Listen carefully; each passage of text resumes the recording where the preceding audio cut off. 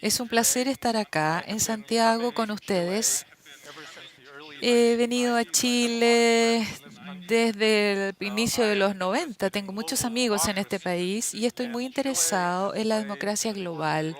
Y Chile ha jugado un rol muy importante en la democracia de América Latina y también del mundo.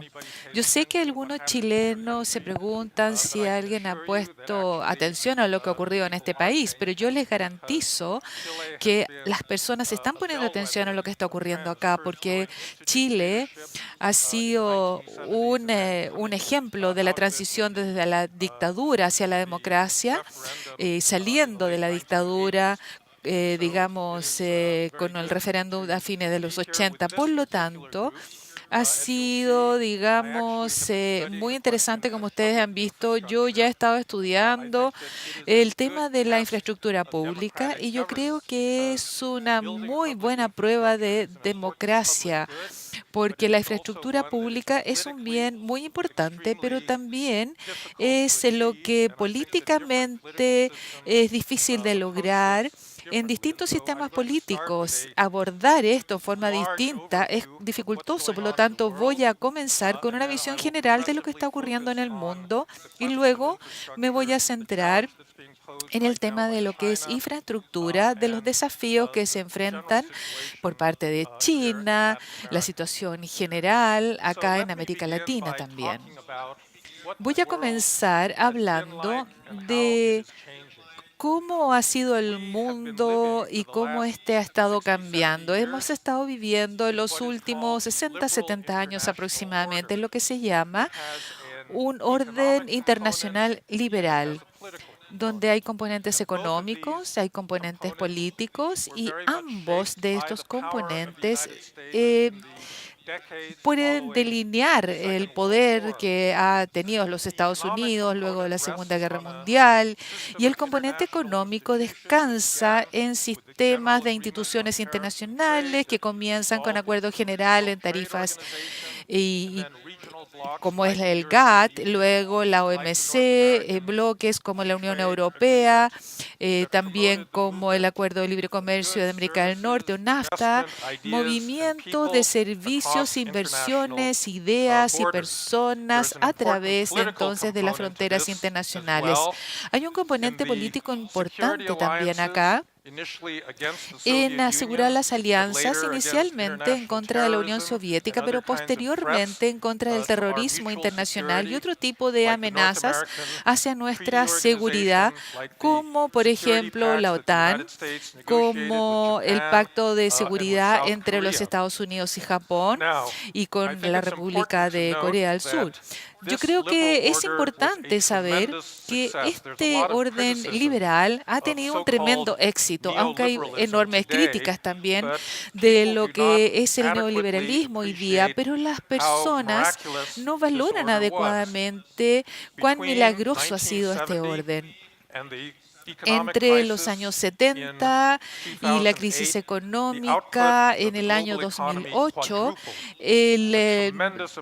se ha duplicado el PIB y hay un crecimiento importante de cientos también de millones de personas que han salido de la pobreza, no solamente en China, Vietnam, Bangladesh, ese tipo de lugares, pero en esta región también en América Latina, en el África subsahariana, en Asia, virtualmente en todas partes del mundo que está en vías de desarrollo. Por lo tanto, es muy importante considerar el impacto positivo que ha tenido la globalización en este sentido.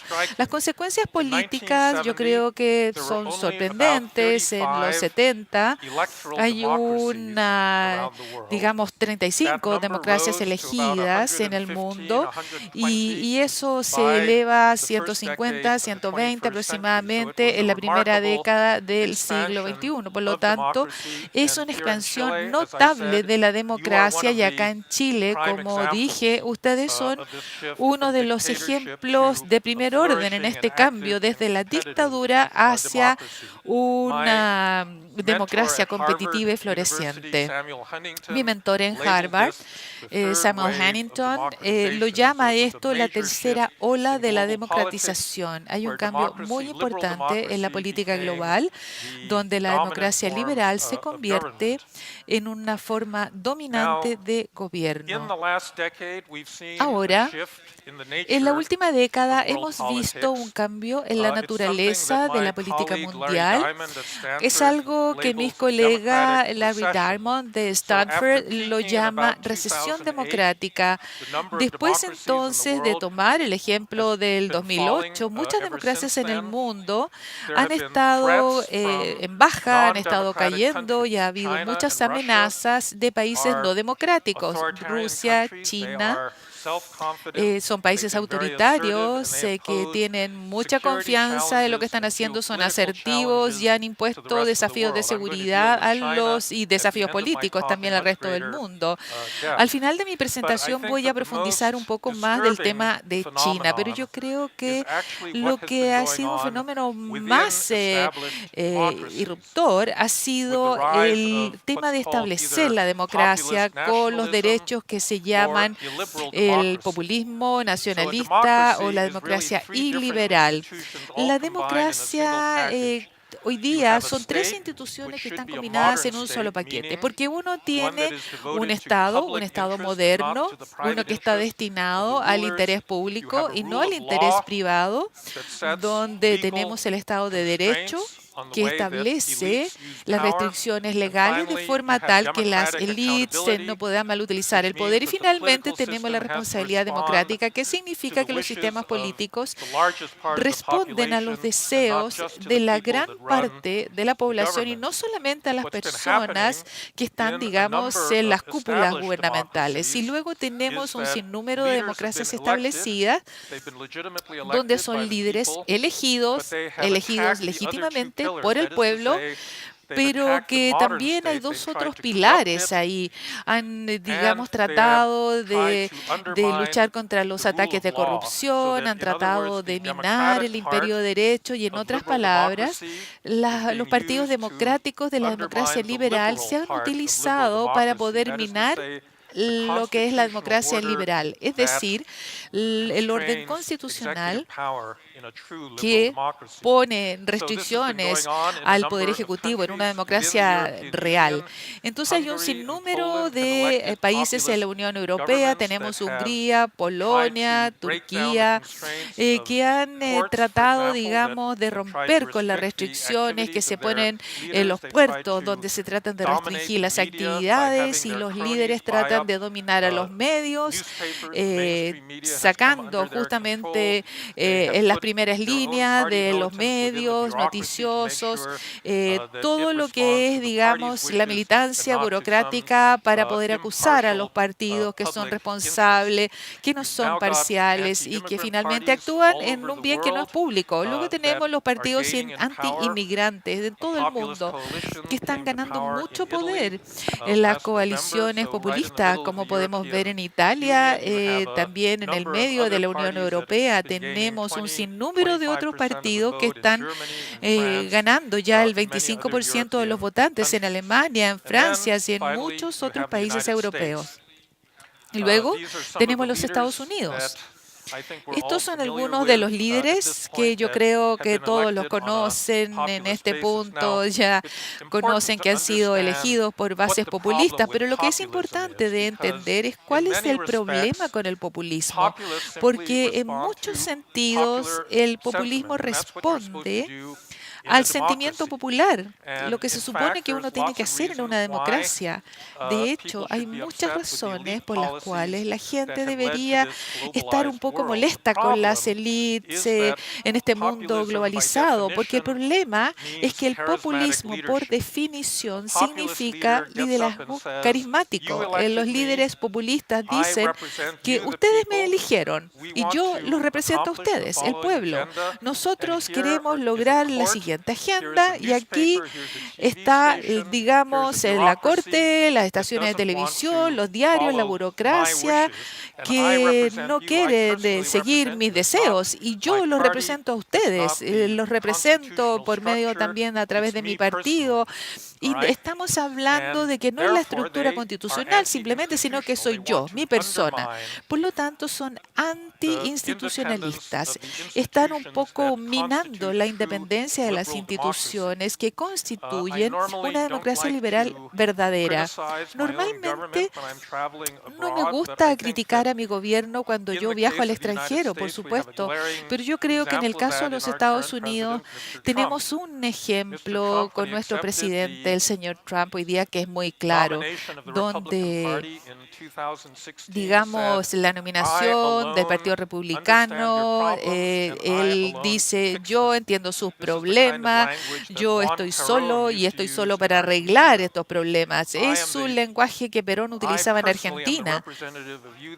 Yo personalmente soy el representante de ustedes, el pueblo estadounidense, y como resultado se ha convertido en anti-institucional porque ha atacado su propia inteligencia, a su comunidad de inteligencia, como el FBI, por ejemplo, y los principales medios de comunicación, digamos, han sido llamados los enemigos del pueblo estadounidense y trata de minar la independencia con uno de los grandes logros acá en Chile, por ejemplo, en América Latina, en términos más general, que es la independencia de los bancos centrales. Los bancos centrales deben ser, digamos, guiados por personas que conocen de política monetaria y no por políticos que simplemente están sirviendo los intereses a corto plazo de sus partidos políticos. Pero incluso así, en los Estados Unidos esto ha ocurrido y se ha atacado la Reserva Federal con aliados políticos. Y esto es un ejemplo muy claro que plantea lo que es hoy día los líderes democráticos en el mundo y que están contaminados con este populismo también en otras partes del mundo. Y lo que distingue a este grupo de populistas de los otros, con lo que ustedes están más familiarizados en América Latina, es que son populistas de derecha. América Latina ha estado llena con populistas de izquierda. En Argentina, los Kirchner, Hugo Chávez o Nicolás Maduro, que son, digamos, las bases de esta región en cuanto a, digamos, a los populistas de izquierda, regiones con mucha desigualdad, son nuevos populistas. Entonces, estos, los de derecha que vienen de esa ala y que su principal problemática tiene que ver con identidad nacional, con la inmigración, con la preservación de ciertas tradiciones que son conservadoras, valores conservadores. Y lo que es interesante es que esto está ocurriendo porque ustedes pensarán que con el crecimiento de las desigualdades que se producen por la globalización, ustedes van a ver que hay, digamos, un surgimiento del populismo, digamos, de izquierda. Hay ciertos lugares como Bernie Sanders, Corbyn, pero lo que es dominante es que el movimiento político en la última década ha sido del de la derecha. Y yo creo que la razón de ello y la importancia que tiene es porque el impulsor principal es lo que es la identidad cultural. Esto ha cambiado. ¿Y por qué está ocurriendo hoy día en este momento? Yo creo que son tres razones. Hay una razón económica, una razón política y una razón cultural. La explicación económica para esta aparición de este populismo hoy día se deriva a un tipo de sabiduría convencional. La globalización ha producido una tremenda riqueza nueva, pero no todos los individuos en todos los países están bien. En particular, los trabajadores han perdido habilidades, han perdido puestos de trabajo, han perdido oportunidades de poder, digamos, elevar el desarrollo de la clase media. Entonces, muchas de las capacidades de manufactura de los Estados Unidos, por ejemplo, en el Midwest, en Vietnam, también en China y en otros países del mundo en desarrollo ha ocurrido también lo mismo. Hay una crisis social entre la clase trabajadora antigua, no solamente en los Estados Unidos, sino que también en muchas otras partes del mundo rico, como Europa. Y yo creo que esto se reconoce claramente que son uno de los elementos gatillantes del retraso que provoca la globalización también al mismo tiempo, porque hay una dinámica interesante con una división importante en el mundo. Socialmente se basa en el nivel de educación, principalmente si uno tiene educación universitaria, está viviendo en una ciudad que está muy bien conectada con el mundo externo, que se beneficia de la globalización. Ustedes pueden utilizar esto como ver que hay una diversidad de personas viviendo alrededor de ustedes y sé que están abiertos a nuevas ideas también y que apoyan justamente este orden liberal internacional. Pero por otro lado, si uno está viviendo en una ciudad pequeña, está en el campo, tiene menos educación, no tiene la capacidad de poder sacar la ventaja de la movilidad que existe actualmente, de lo que le ofrece el mundo, uno va a votar por un partido populista en ese sentido. Esto yo creo que se ha convertido, y entiendo, por ejemplo, que en el caso de Santiago, casi la mitad está concentrada, casi la mitad de la población de Chile. Acá eso ocurre en muchos países también. En Londres, por ejemplo, está dominando a todas las ciudades más pequeñas y justamente la manufactura se ha esparcido a través del Reino Unido, pero probablemente el 80% de la actividad económica, a pesar de eso, tiene lugar justamente en el área grande de Londres. Entonces hay una división social ahí que ocurre en todo el mundo y que yo creo que es lo que está orientando las opciones de los distintos votantes. Un segundo tema es el tema político. El problema con las democracias y los que se quejan en contra de la democracia es que es muy lenta, que tiene grupos de interés, que tiene parlamento, que tiene mucha discusión, debate, negociaciones y que a menudo no deliberan sobre temas básicos, que es lo que le interesa a la gente, sobre lo que ellos demandan, no deliberan sobre la salud, educación, infraestructura. En mi país, nosotros no somos muy buenos en crear cosas porque hay tantas restricciones que están impuestas por regulaciones, por, digamos, leyes y nosotros en este caso no tenemos, por ejemplo, redes de 5G todavía en muchos lugares.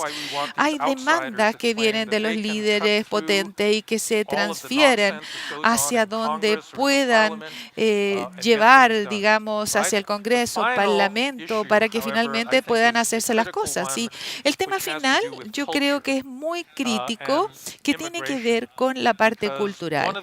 Los inmigrantes, la inmigración, una de las características de este nuevo mundo es el movimiento a gran escala de personas a través de las fronteras internacionales. Virtualmente todos los países de Europa Occidental hoy día tienen de entre 10 a casi 30% de población que creció fuera del país. Y estos son sociedades que han sido muy homogéneas originalmente en las generaciones anteriores. Los alemanes decían de que no somos como los Estados Unidos, no somos un país de inmigrantes. Hoy día los alemanes tienen mucha más gente que nace justamente fuera que lo que tienen los Estados Unidos. Y esto es una amenaza a la identidad, porque muchos de los grupos que ellos pensaban que constituían la clase media promedio en su sociedad, hoy día ve que el país se está llenando con personas de otras partes del mundo que hablan distintos idiomas, que tienen otras religiones, otras costumbres, y esto se ha convertido en una amenaza al control, porque mucha de la inmigración es deseada por las élites que se benefician de mano de obra barata, pero no parece que beneficia a la gente común y corriente que se ve amenazada en pérdida de trabajo como resultado de la globalización. Por lo tanto, uno de los problemas consistentes para estos grupos o partidos que son anti-inmigrante es justamente estas razones, porque es la naturaleza de lo que yo llamo la política de la dignidad, porque todos nosotros, seres humanos, tenemos un sentido que estamos en el mundo donde tenemos un valor intrínseco y donde queremos que otras personas nos reconozcan por ello. Si ellos no nos reconocen, nos molestamos muchísimo y a veces ese enojo nos lleva hacia volcarlo a la política y ponernos, digamos, en un lado opuesto a lo que se está haciendo por ciertas partes de la élite política. El Brexit, por ejemplo, con personas que querían, por un lado, mantenerse en la Unión Europea, con otros no. La gente pro-Brexit decía, nosotros no entendemos la naturaleza de la economía, no, ustedes no entienden que nosotros vamos a perder trabajo, que la ciudad de Londres está perdiendo muchas industrias, que vamos a perder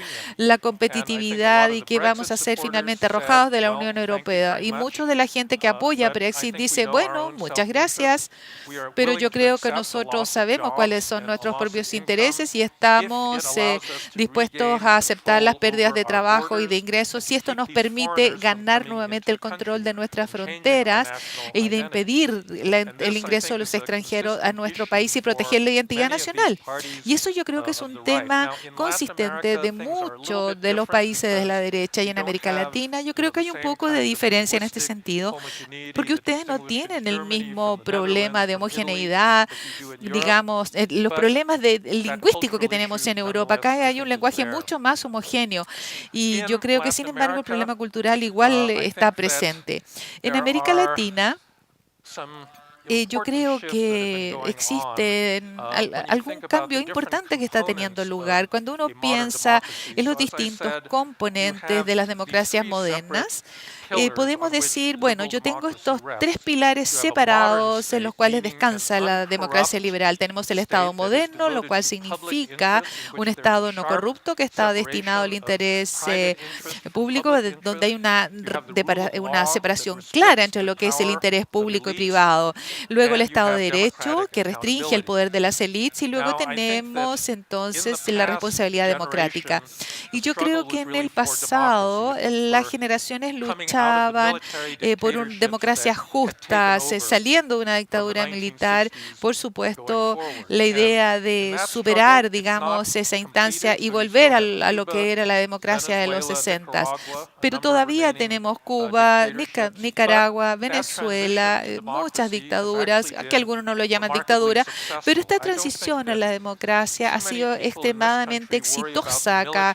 Yo no creo que muchas personas en este país se puedan preocupar de lo que los militares vuelvan al gobierno, pero en Argentina la crisis gubernamental, nadie pensaba de que los argentinos iban a empezar a pedir de vuelta a los militares para poder estabilizar el poder. Entonces, bueno, Bolsonaro es otro caso, mucha simpatía por la dictadura, pero yo no creo que haya una posibilidad realista de que puedan volver otra vez a la dictadura. Entonces, estos son los tres pilares que están muy bien establecidos. Y esta es la fortaleza, yo creo, la fortaleza de la política que existe en América Latina hoy día. En cuanto a la debilidad, yo creo que radica en los dos pilares que crea, primero, el fracaso de los estados modernos, luego el problema persistente de corrupción en la región. Toda la región ha estado impactada por el escándalo de Odebrecht, percibiéndolo justamente como un sistema importante del problema con los funcionarios, utilizando justamente a Odebrecht para ganancias personales y luego la revelación del problema de Lavallato y toda la investigación que se ha hecho respecto a la corrupción, las élites políticas y las élites que están corruptas, que están entremezcladas con las élites políticas ahí. El caso Bolsonaro, que ha sido, digamos, la oposición a lo que es la corrupción existente, al establishment, que justamente es lo que ha regido a la política en Perú y en muchos otros países. Ha habido un gran fracaso en este sentido en América Latina hoy día, y es un fracaso que ha tenido impacto en crear el Estado moderno, en ser selectivo, en tener la experiencia en lugar de, digamos, estar con este apatronamiento político. Muchos de los vecinos están muy bien, pero yo creo que sigue siendo un desafío. El imperio, digamos, el Estado de Derecho, en la crisis en muchas partes de América Latina debido al narcotráfico, debido a la incapacidad de los gobiernos, en el caso de México, Colombia, América Central, para que puedan ser capaces de entregar seguridad a los ciudadanos en todo el territorio. Creo que esto es una de las características más fundamentales de los estados, independientemente si sea democrático o no, si es algo que ellos puedan ser capaces de hacer o no. Por lo tanto, ustedes tienen distintos tipos de populismo en esta región. Populismo tradicional, que era de la izquierda, y ahora lo vemos presente, bueno, en Venezuela, Bolivia, Ecuador, etcétera, pero también el populismo de la derecha, que está representado gráficamente por el señor Bolsonaro. Y yo creo que esto es algo que nos tiene que mantener vigilantes a todo, porque América Latina socialmente es distinto a Estados Unidos, a Europa, pero todavía existe la amenaza. Hay líderes carismáticos que prometen a la gente acciones directas a resolver sus problemas. Y a veces, digamos, bueno, son mentiras porque ellos hacen promesas que no pueden, digamos, cumplir y solamente son suficientes para ser elegidos. Entonces, bueno, quiero contarles un poquito del artículo famoso que es el fin de la historia y yo creo que esto es una muy buena parte como para poder introducir el comentario respecto de China. Hace 30 años aproximadamente hubo una historia que nos llevaba, digamos, hacia Karl Marx. La historia que tenía que ver luego con modernización y el término de la historia fue justamente planteando en qué dirección vamos, en qué dirección va la modernidad. Karl Marx dice que el término de la historia era el comunismo, pero Hegel dice que el término de la historia es un Estado liberal.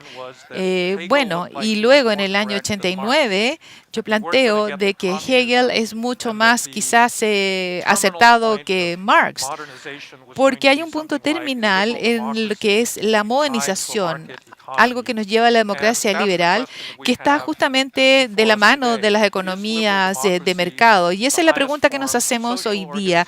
¿Existe esta organización social que tenga un nivel superior? ¿Existe una mejor forma de organización social?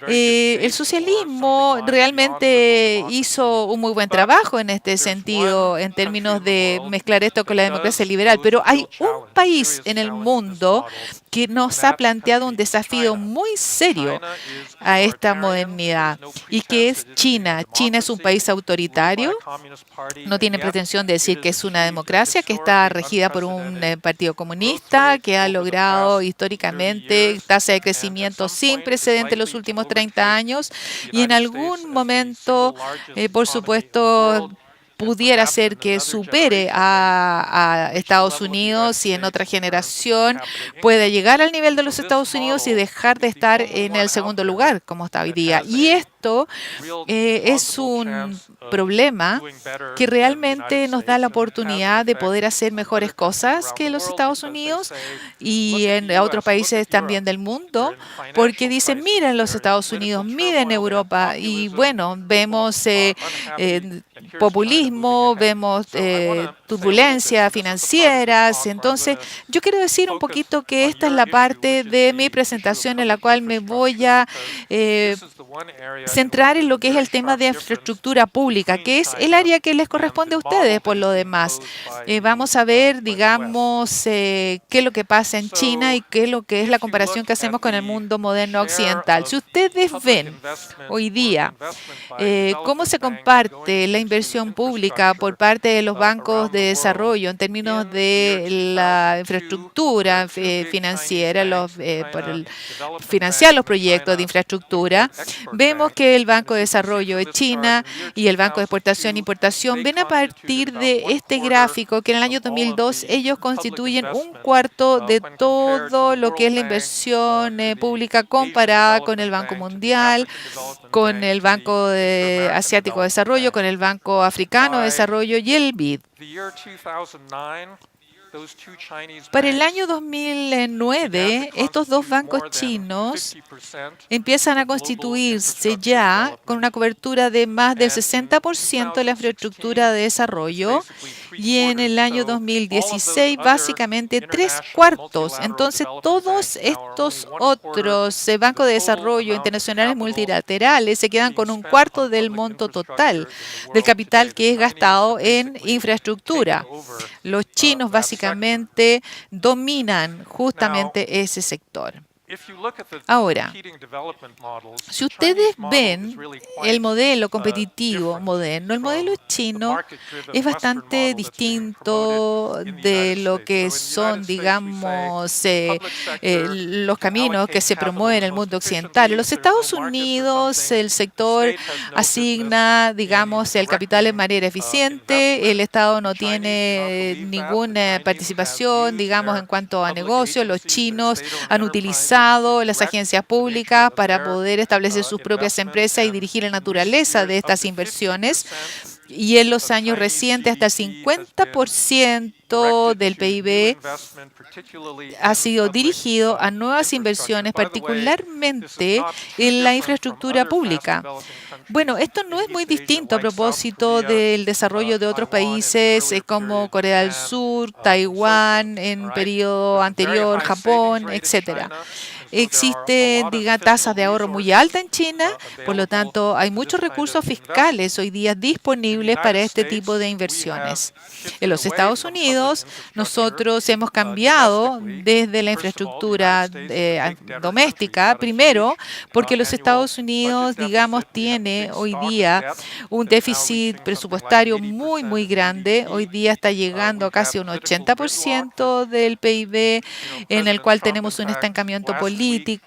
Presidente Trump, de hecho, la semana pasada sugirió una nueva infraestructura pública muy grandiosa, impulsando, digamos, esquemos sin ningún tipo de rivalidad, decía él. Pero esto tiene un alto costo de cumplimiento con salvaguardas adecuadas, por supuesto. La inversión en los proyectos nacionales en Estados Unidos es muy necesaria. Hay muchos puentes que están cayendo. A veces no podemos conectar las ciudades nuevas con los aeropuertos y esto está quedando atrás. En ese sentido, entonces, el modelo chino pareciera ser que tiene muchas ventajas. Y si ustedes ven cuáles son las fuerzas impulsoras de la política china, van a ver que hay 3 argumentos que son los principales. ¿Y por qué lo están haciendo así? ¿Por qué están con este avance tan importante? La iniciativa desde el punto de vista político, donde, digamos, están poniendo atención a la escala de la ambición de este proyecto de trillones de dólares en 1 o 2 décadas, donde se está reorientando completamente el centro de gravedad de la economía internacional y se está llevando desde el acuerdo transpacífico y transatlántico para justamente llegar e incorporar a la China occidental, al Medio Oriente y de ahí directamente a Europa. Entonces, estas 3 ventajas de las cuales está hablando la gente que tienen los chinos hoy día, uno es el hecho que tienen una ventaja autoritaria, lo segundo es que tienen una política exterior que es muy importante y lo tercero es que tienen una política industrial que también es muy importante.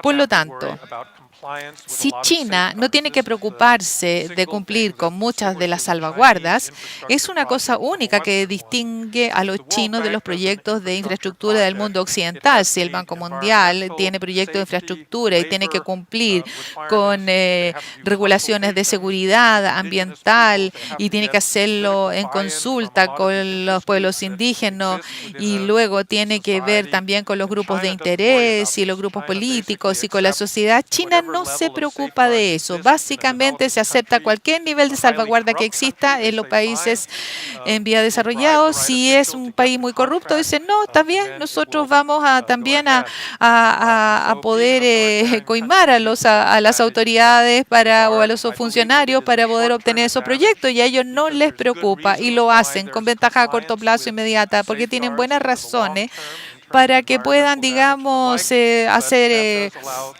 cambios a corto plazo sin preocuparse del medio ambiente, y eso les permite a los chinos tener intrusiones en proyectos occidentales sin problema. Ahora, yo creo que estas ventajas, cuando China sale a los países en desarrollo, bueno, hay ciertas ventajas cuando en términos de proyecto de infraestructura, pero en otros países, muchas de donde hay democracia que tiene que cumplir con las normas de los países, como por ejemplo Perú, Ecuador, Argentina, y encuentran que tienen muchos reparos porque los grupos locales existen en un sistema político democrático, y cuando los chinos vienen, digamos, y se enfrentan con los grupos indígenas y con estos grupos, digamos, nacionalistas, encuentran, digamos, la oposición de toda esta gente,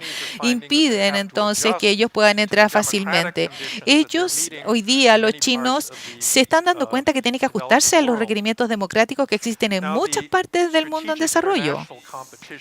Ahora, la competencia estratégica internacional, yo creo que las grandes explicaciones de por qué los chinos están haciendo esto es porque tienen razones comerciales. Las empresas quieren hacer dinero, pero el gobierno quiere utilizar la infraestructura como una forma de proyectar su influencia. Quiere mostrar que ellos les pueden entregar a los países en desarrollo electricidad, agua limpia, telecomunicaciones, caminos, y lo pueden hacer en forma mucho más efectiva y más rápida que una contraparte, digamos, occidental. Por lo tanto, esa es la estrategia, tratar de crear una influencia china en el mundo. Yo creo que hay muchos lugares donde simplemente uno no puede explicar por qué los chinos están invirtiendo de la forma que lo están haciendo, pero es por el deseo justamente de ganar esta ventaja política. Ningún inversor occidental va a querer ser parte, digamos, no sé, de Congo o de los países más corruptos o más pobres o de la África subsahariana. En cambio, los chinos, que están, digamos, con proyectos de diques de múltiples millones de dólares, no tienen problema en ese sentido para poder crear y tener influencia en esas regiones de África, por ejemplo.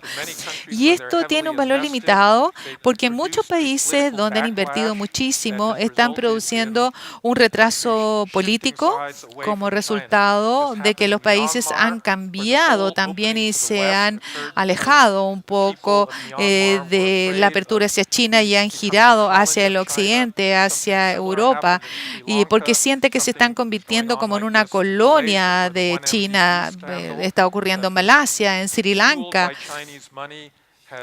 donde han sido, digamos, alimentados de alguna forma por el dinero chino, y en ese sentido los primeros ministros se han dado cuenta de esto y han tratado de cambiar justamente esa postura.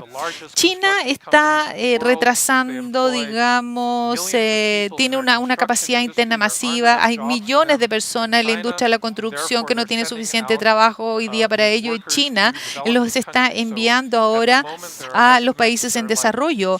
En este momento, los estimados son que entre 1 o 2 millones de trabajadores chinos en el África subsahariana está ahí, está, digamos, como están presentes creando una fuerza de fricción.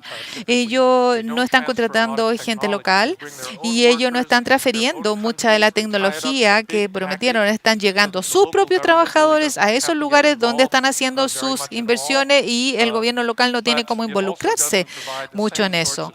Pero también está, digamos, de alguna forma chorreando esta ventaja hacia el país donde está recibiendo los beneficios de estos consorcios que están haciendo estos grandes trabajos. Sin embargo, ellos también quieren hacer dinero. Por supuesto, hay una gran contradicción en la política china con el gobierno, que dice que el gobierno no quiere hacer un proyecto como una empresa, digamos, generadora de beneficios económicos solamente. solamente, porque eso iría en contra de su sistema económico y de su sistema político. Pero hemos hecho estudios nosotros en Stanford y en la Escuela de Ingeniería analizando este proyecto en el mundo desarrollado, proyectos de infraestructura, y hay una gran diferencia que es cuando uno aborda los consorcios occidentales y los consorcios chinos, porque en los occidentales, y es algo que no se los tengo que decir a ustedes, nosotros nos concentramos en la tasa interna de retorno. Típicamente los cálculos que se hacen, se saca el costo capital, se ve el flujo, y luego, si hay un retorno positivo, se hace el proyecto y si es arriesgado, simplemente uno no lo lleva a cabo. La mayor parte de la infraestructura, digamos, pública está asociada a estos proyectos con este tipo de análisis operativo. Normalmente se llevan a cabo por el sector privado, pero también tenemos corporaciones que están financiadas por el Estado o bancos de desarrollo bilateral, donde estos proyectos, cuando son arriesgados y no tienen un retorno adecuado para los inversionistas, se hace una mezcla.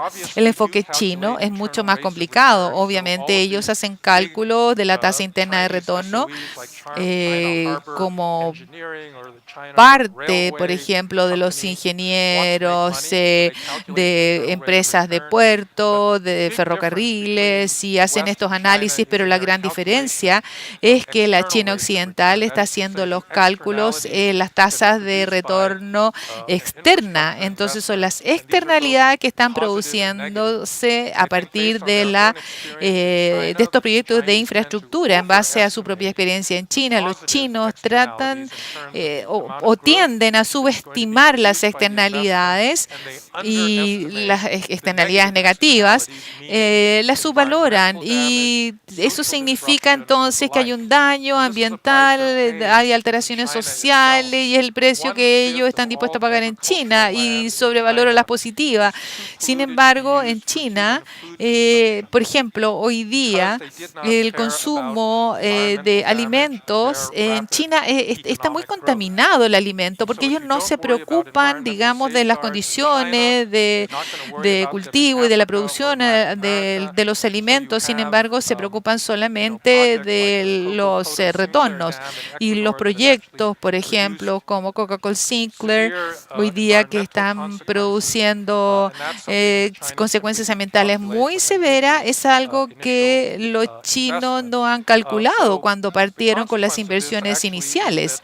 Entonces, la consecuencia de esto es que el enfoque chino hacia un desarrollo rápido de infraestructura no ha funcionado muy bien fuera de China, porque no pueden capturar las externalidades positivas. Invirtiendo en lugares que presentan ventajas estratégicas, les dan, digamos, un beneficio de política extranjera transitorio, pero a largo plazo no es así. Para darles un ejemplo, la forma como los chinos piensan en este sentido. Ustedes conocen la red de alta velocidad de ferrocarril que existe en China, que tiene, digamos, es una red que es más grande que cualquier otra que exista en otra parte del mundo. Los 3/4 del trillón de dólares se invirtió en China, se hizo en los últimos 15 años, una cantidad de dinero sorprendente que no se acerca ni siquiera a lo que se ha pagado por sí misma, lo que ha contribuido a una debilidad completa al sistema financiero chino, porque el nivel de préstamos para financiar esta red ha sido realmente en un esquema prácticamente lineal los gastos que se han realizado para esta red de ferrocarril de alta velocidad. Esto acá les muestra una de las consecuencias respecto a lo que están haciendo los chinos en el mundo en desarrollo. También han perdido bastante dinero en la infraestructura pública en el mundo en vías de desarrollo. El Banco de Desarrollo de China y el Exim Bank han, digamos, coincidido de alguna forma en lo que es una inversión de 90 millones de dólares que en forma agregada las empresas chinas han tomado esto en la infraestructura, digamos, proyectos de infraestructura en los países en desarrollo. Y esto hoy día ha significado un costo enorme para la política exterior de China. Si se trata de comprar, digamos, para influencia, no han sido terriblemente exitosos en la mayor parte del mundo porque ha habido un retroceso en este sentido y también ha causado, digamos, un daño doméstico en cuanto a sus reservas que es muy importante. Entonces, las ventajas de ser chino hoy día para un país que está con una política como la que les he planteado es como una espada de doble filo, porque realmente el desarrollo de infraestructura no ha estimado el riesgo político al mismo tiempo y en vez de estar en una situación ganar-ganar, Xi Jinping ha dicho que para muchos países realmente ha sido una situación de perder-perder. Los chinos han perdido dinero y los países también lo han hecho porque han perdido, digamos, la seguridad ambiental y muchos de los beneficios para los trabajadores. Finalmente, si ustedes ven el modelo occidental, nosotros hemos encontrado, digamos, un aspecto bastante útil en promover justamente el desarrollo en distintos países del mundo occidental, con salvaguardas, con trabajos con financiamiento del Banco Mundial, salvaguardas destinadas para los países, digamos, también ricos. Los países en vía de desarrollo han sido obligados a cumplir con un nivel de seguridad, pero a veces ni siquiera se han utilizado. Por ejemplo, en California, en Escandinavia, ellos cumplen con esas normas y, por supuesto, a veces si las estándares o las normas son muy restrictivas, finalmente se vuelven a los chinos para poder, digamos, bajar un poco este nivel de exigencia. Quiero terminar diciendo que esto es un microcosmo, la infraestructura es un microcosmo. Yo creo que el gran tema que plantea el término de la historia es tener un mejor desarrollo a largo plazo en las democracias occidentales. Y yo creo que hay ventajas a corto plazo. Los chinos tienen ventajas a corto plazo porque pueden hacer las cosas rápidamente, en forma eficiente y producir resultados muy buenos. Pero el hecho de que ellos no cumplan con el tipo de reglas y salvaguardas que tenemos en las sociedades occidentales y que nos hemos impuesto, significa que en el largo plazo ellos van a tener que pagar un precio por eso. Y yo creo que el término de la historia plantea una pregunta que todavía no se ha respondido. Incluso, aunque China se vea mejor en la actualidad, hay un sinnúmero de razones para pensar que en 20, 30 años ese registro, ese récord, ya no se va a ver como positivo, como se ve tan sorprendente hoy día. Muchas gracias por su atención y espero entonces compartir en el panel.